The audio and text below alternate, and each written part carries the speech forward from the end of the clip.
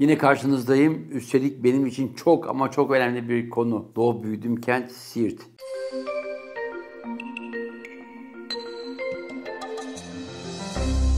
Siirt'e her sene mutlaka giderim.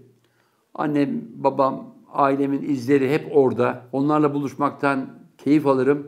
Üstelik zaman zaman dostlarımızı götürüyoruz. Hatta turizmle ilgili bazı dostlarıma da salık veriyorum. Siirt'e turist götürelim diye. Çünkü bizim malum Kars bölgesi Doğu Ekspresi ile bir turizm patlaması yaptı. Niye Kurtalan Ekspresi Siirt'imizi canlandırmasın? Niye sürekli devletten bekleyen bir yapımız hep başkaları tarafından dillendirilsin? Bizim fabrikalara ihtiyacımız yok. İlk fabrikayı kuran benim dedemmiş. O bölgenin fabrikaya ihtiyacı yok. O bölgenin gerçek anlamda tarıma, hayvancılığa, buradan elde edilen ürünlerin doğru değerlendirilmesine ve doğru turizme ihtiyacı var. Tarihi çok eskilere dayanıyor. Şaka değil, şu anda dünyayı sarsan bir Göbeklitepe'miz var ama Gusülhöyük gerçekten Göbeklitepe'den daha da eskiye dayanan yerleşim bölgesi olduğunu ortaya koydu Siirt'in. Çok değerli hocam Necmi Karol'un bize yapmış olduğu, başlattığı ama ne yazık ki terör yüzünden bölgedeki bazı nedenlerden ötürü sonuçlandırılamayan kazılarla. Yerleşik avcı toplumu, yani Afrika'dan yola çıkan atalarımızın ataları Botan'la Dicle'nin buluştuğu bölgeye gelmişler. O konar göçerlikten çıkıp yerleşime başlamışlar. Yerleşim derken böyle gelişigüzel yerleşme değil.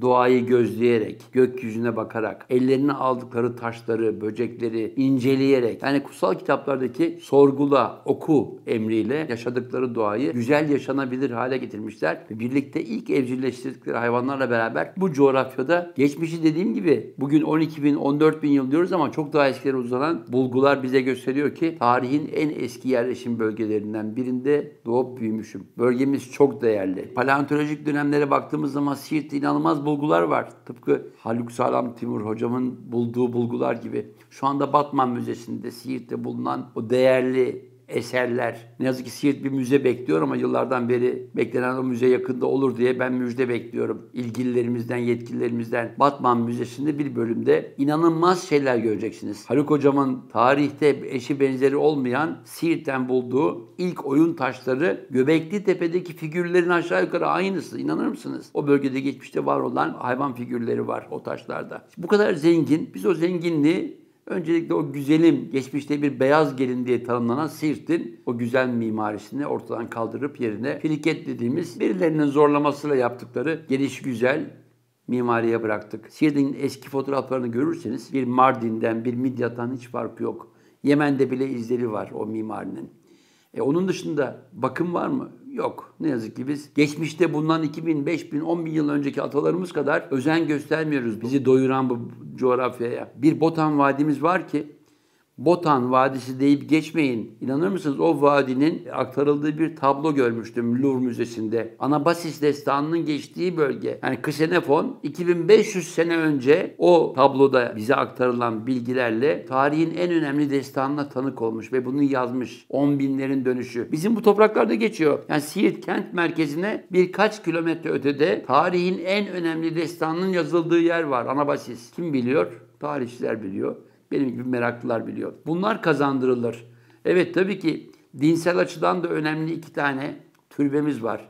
Veysel Karani, Hz. Muhammed'i görmek üzere yola çıkan bir zat. Annesine olan sözüyle yola çıkmış. Türbesi rivayet edilir ki Siirt'te. Niye rivayet edilir diyorum? Çünkü ben Veysel Karani'ye ait olduğunu, onun yaşadığı belirtilen Karan köyünde, yani Yemen'de gördüm, çektim. Ama tabii ki tarihçiler bu işi daha iyi bilirler. Yani Veysel Karani'nin Yemen'deki türbesini ziyaret ettim. Siirt'teki Veysel Karani türbesini defalarca ziyaret ettim. Ama benim için çocukluğumun idolü olan, böyle Erzurum'un Hasan Kalesi'nden gelip babasıyla beraber o dönem dediğim şaka değil, 1700 başları, o dönemin en önemli bilim adamı Hazreti Fakirullah'ın dergahına girip hem alim, hem bir araştırmacı, hem bir sorgulayıcı özelliğiyle insanlık tarihine marifetname gibi bir eseri kazandıran İbrahim Hakkı Hazretleri.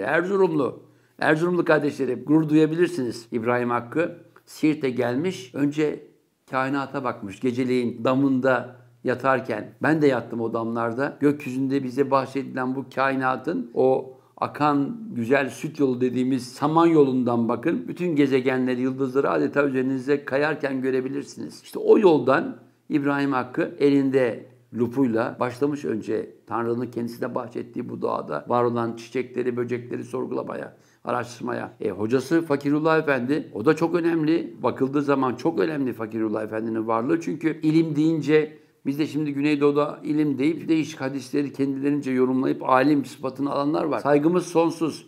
Yeter ki o bölgede kalsınlar. Çünkü dini devlet işine, insan yönetimine kattığımız zaman ne yazık ki sorunlar çıkıyor. Bunu biz görüyoruz. Sonra cemaatler, tarikatlar, Allah korusun, yaşadığımız bir sürü sorunun nedeni de bu oluyor. Efendim öyle değil, böyle değil. Ama unutmayalım, Siirt bize İbrahim Hakkı Hazretleri ile pozitif bilimle ilgili çok ciddi verilerin bulunduğu bir kent özelliğini kazandırdı. Evet, ben onun evine çocukluğumda gidiyordum. Bizim Tilo'ya uzanan bir akrabalığımız var, bir hısımlığımız var. Tilo'daki akrabalarımız sayesinde ben İbrahim Hakkı'nın orijinal yazmalarını gördüğüm gibi onun dünyanın döndüğünü, ayın dünyanın çevresindeki dönüşünün hızı, diğer gezegenlerle olan ilişkiler, adeta kuzey yarımkürede olup bitenleri onun çizimleriyle gördüm. Kullandığı aletler şaka değil. O dönemde Anadolu'da İslam medeniyeti, İslam bilimi o aletleri yapıyormuş. Salt pergel gönye değil. Bugün El Cezeri'nin bize bahşettiği o muhteşem robotların devamı olan, insanların yaşadıkları doğayı sorgulayacak aletler ve edevatlar bu topraklarda üretiliyormuş ve kullanılıyormuş. Ama ne yazık ki bağnazlık çok şeye engellediği gibi bunları da engelledi. İbrahim Hakkı Hazretleri'nin marifetnamesi çok önemli arkadaşlar. İçinde kimya da var, fizik de var, astronomi de var. Üstelik bugün televizyonlarda en çok izlenen programlara baktığınız zaman İbrahim Hakkı'nın marifetnamesinde de anlatılıyor bunlar. Sosyal ilişkiler, kadın erkek ilişkilerindeki detayları bile herkesin anlayacağı sadelikte aktarmaya çalışmış. O yüzden es geçmeyelim.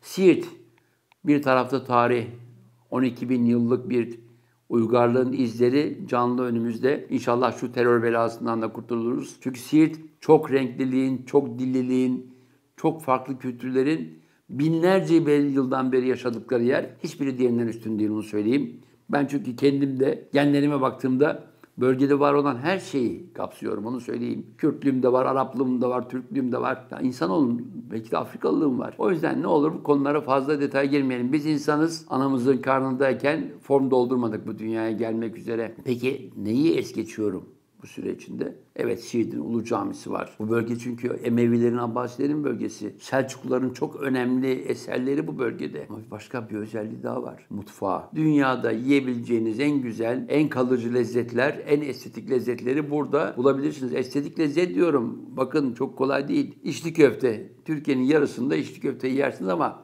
Siirt'teki kadar çeşitliliğini göremezsiniz. Düşünebiliyor musunuz? Bir avuç büyüklüğünde, içinde neredeyse 200 gram et, yanında reyhan, karabiberle bir içli köfte düşünün. Yani bir avuç büyüklüğünde kitel, perde pilavı kolay değil. Yani bir yemek düşünün. Kabuğu doğal bir yumurtayla yapılmış. Gerçekten gezen tavukların yumurtası, badem ve içinde muhteşem bir iç pilav. Bütün bunlar özgün yemekler.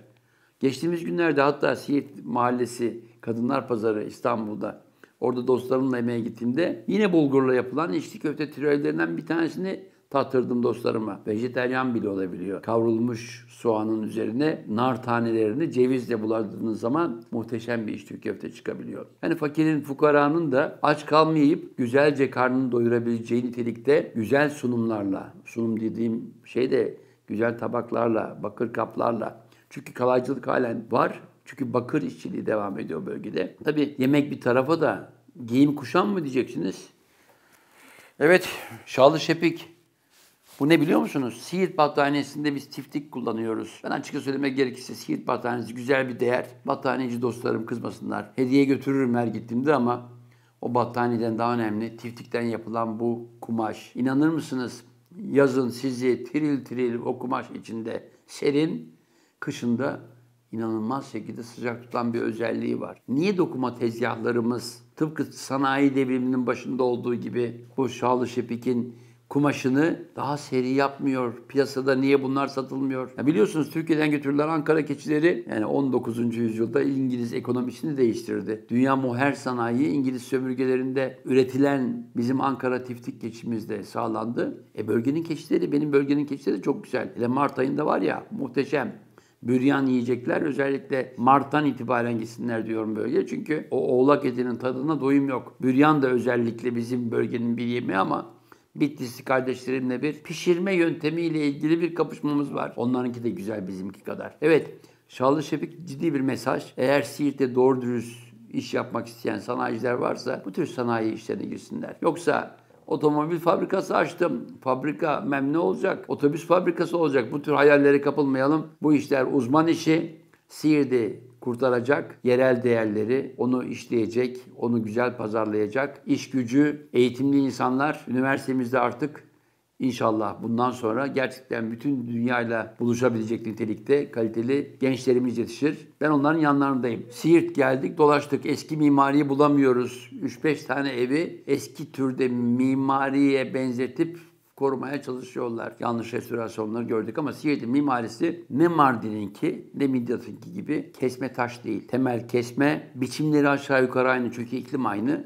Geniş ailede olduğu için o kesme taşlar üzerine kurulmuş. Yığma taş, bölgenin çamurundan yapılmış, kirli toprak hakim çünkü. Onunla yapılmış bir yığma mimarinin üzerine dış cephenin caz diye tanımladığımız bölgede çok var olan alçı taşıyla sıvanması. Peki bu mimari size ne sağlıyor? O geniş, çok kişinin yaşadığı evlerde yazların daha serin, kışların daha sıcak olmasını sağlıyor. Bu mimarinin birkaç örneğini Siirt'te bulabilirsiniz. Peki Siirt'in dünyaca meşhur neleri var? Allah fıstığı var. Öncelikle fıstık diyorum çünkü Antep fıstığı tabii ki önemli, değerli. Antep fıstığı Antep'teki baklavacı kardeşlerimiz tarafından o bölgede yetiştiriliyor. Lezzetli, çabuk işlenebiliyor, una dönüştürülebiliyor ama Siirt fıstığı daha sert. Ama lezzeti benim için çok daha farklı.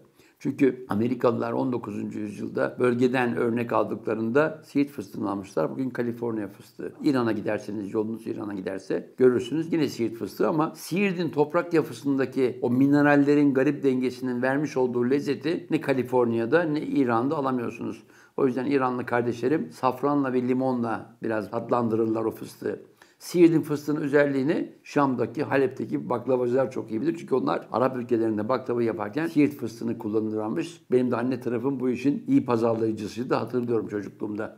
Peki başka ne var? Zivcik narı. Ciddi bir nar. Nar dönemini eğer yaşarsanız olağanüstü bir nar. Ama bunlar pazarlanıyor mu? Yeterince değil. Peki başka ne var? Taif diye bir üzümü var Siirt'in. Yine sonbahara doğru ortaya çıkan muhteşem bir lezzet. Üzüm. Tatmanızı izlerim. Peki başka neleri vardı? Perit ağacından çıkan bir tür, küçük bir kiraz büyüklüğünde bir tohum düşünün siz. Bunu satarlardı.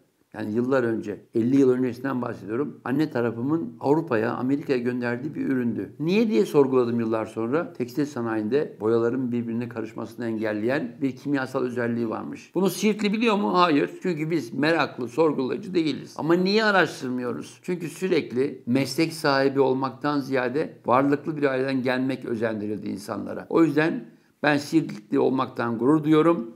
Ama üreteceğim şeyi öğrenip üretmekten, dünyaya kazandırmaktan gurur duymak istiyorum. O yüzden Siirt'te gençlerimiz önce sizin var olan değerlerinizi öğreniniz, üretime yönelik kafanızda projeler geliştiriniz ve dünyaya Siirt'imizi daha güzel tanıtınız diyorum. Bu bölümde çok konuştum. Biraz tabii ki duyarlılığım fazla bu konularda. Çünkü kendi doğup büyüdüğüm kentin bir dünya kenti olmasını istiyorum. Göç veren değil, başka ülkelerden de insanların uğrayacağı, ziyaret edeceği, mutlu olacağı bir kente dönüşmesini istiyorum. Bir başka programda görüşmek üzere hem yorumlarınızı, hem taleplerinizi, hem de eleştirilerinizi bekliyorum. Sağlıcakla kalınız.